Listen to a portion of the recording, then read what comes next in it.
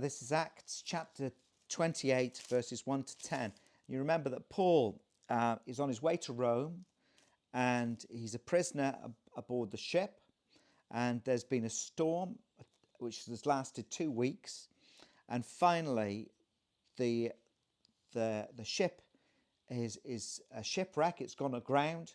It's being destroyed by the waves, and Paul and the soldiers are ready to kill all of the prisoners. And Paul says, "Don't kill them all. You're not going to lose any of them.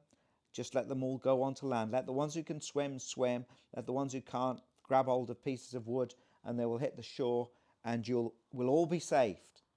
We'll all be saved from this terrible storm."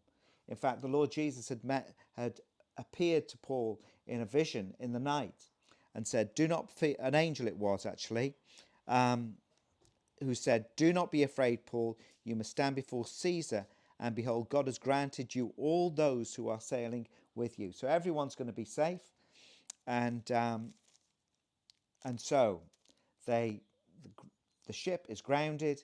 They all escape. They all end up on the beach, and it says when they had been brought safely through, then we found out the island was called Malta. The natives showed us extraordinary kindness, for because of the rain that had set in and because of the cold, they kindled a fire and received us all. But when Paul had gathered a bundle of sticks and laid them on the fire, a viper came out because of the heat and fastened itself onto his hand. When the natives saw the creature hanging around his hand, they began saying to one another, "Undoubtedly, this man is a murderer, and though he has been saved from the sea, justice has not allowed him to live." However, he shook the creature off into the fire and suffered no harm. But they were expecting that he was about to swell up or suddenly fall down dead. But after they had waited a long time and had seen nothing unusual happen to him, they changed their minds and began to say that he was a god.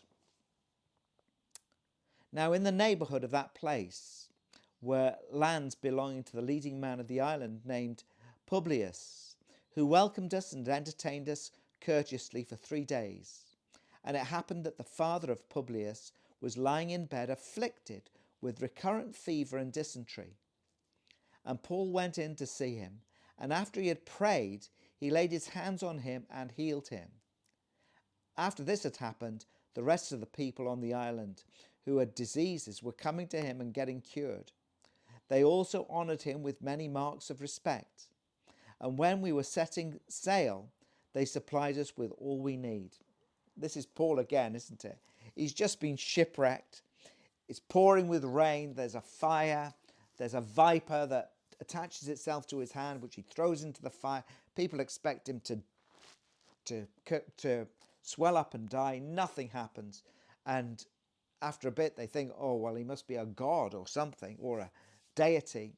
A bit like when he was with Barnabas, and the people started saying that he was, I think, Hermes, and but he had nothing of that. And then he goes into the house of this man Publius, whose father is sick. He prays about it, and then he goes in. He lays the hands on Publius. Publius is healed. People hear about it, and they all bring their sick. Paul prays for the sick. They recover, and the gospel is preached. He's irrepressible, isn't he, Paul? He's irrepressible. He is, he's just come through 2 weeks of severe storm. He's been shipwrecked. He's come ashore, probably swum. He's there.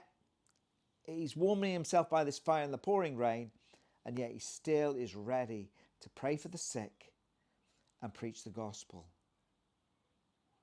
Oh, that we would be people who would be so full of the Spirit, despite all of these things, they'd be ready. He was away. I think he had Luke and others with him who were encouraging him and so forth. But nonetheless, he was there. He was ready for the gospel. He was ready to share the good news of Jesus with whoever, in whatever circumstances he was. And here he is in Malta, preaching the gospel once again.